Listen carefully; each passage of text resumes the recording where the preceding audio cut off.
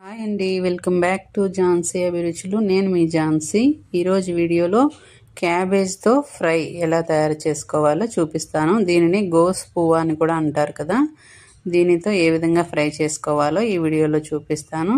ముందుగా క్యాబేజ్ యొక్క పైన ఉన్న పొరను తీసేసి దీన్ని సన్నగా తరుక్కోవాలి. క్యాబేజ్తో నేను ఎక్కువగా ఫ్రై చేస్తాను. ఫ్రై అంటే మా ఇంట్లో అందరూ ఇష్టంగా తింటారు. మీరు ఏమేమి కూరలు వండుతారో కామెంట్లో తెలియజేయండి. క్యాబేజ్ని ఈ విధంగా సన్నగా తరుక్కోవాలి. ఇలా సన్నగా తరుక్కుంటే వేయించుకునేది ఈజీ అవుతుంది.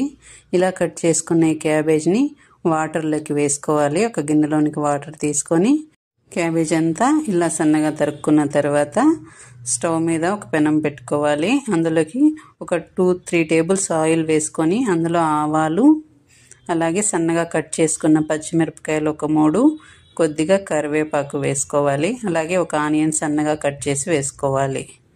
తర్వాత వీటిని వేయించుకోవాలి. అలాగే ఒక 2 టేబుల్ స్పూన్స్ పచ్చిశనగపప్పు వేసుకుంటున్నాను. ఇవి వేసుకుంటే క్యాబేజ్ ఫ్రై చాలా రుచిగా ఉంటుంది. ఇవంతా బాగా ఫ్రై అయిన తర్వాత ఇందులో మనం కట్ చేసి పెట్టుకుని క్యాబేజ్ తరుగును కూడా వేసుకోవాలి. తర్వాత ఇందులో కొద్దిగా పసుపు ఒక 1/2 టేబుల్ స్పూన్ వేసుకుంటున్నాను. అలాగే కొద్దిగా సాల్ట్ కూడా వేసుకోవాలి. ఇదంతా బాగా మిక్స్ అయ్యేలాగా కలుపుకోవాలి.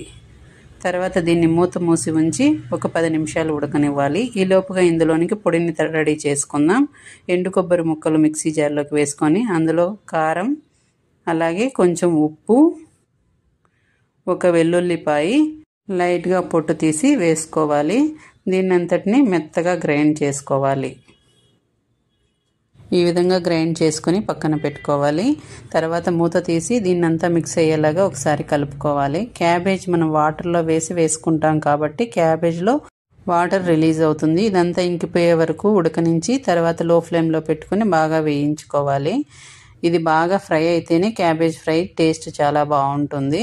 తర్వాత ఇందులో మనం గ్రైండ్ చేసి పెట్టుకున్న ఎండు కొబ్బరి పొడిని వేసుకొని అంతా మిక్స్ అయ్యేలాగా కలుపుకోవాలి. కొబ్బరి పొడిని వేసిన తర్వాత కూడా మరొక 2 నిమిషాల పాటు లో ఫ్లేమ్లో పెట్టుకొని వేయించుకోవాలి.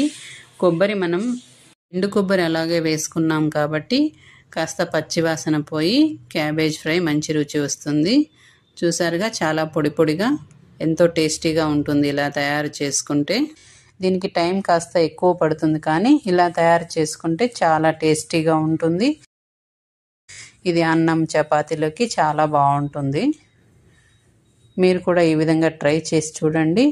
ఎలా ఉందో కామెంట్లో తెలియజేయండి. అలాగే మీరు ఫస్ట్ టైం నా వీడియోస్ చూస్తున్నట్లయితే please like, share and subscribe my channel.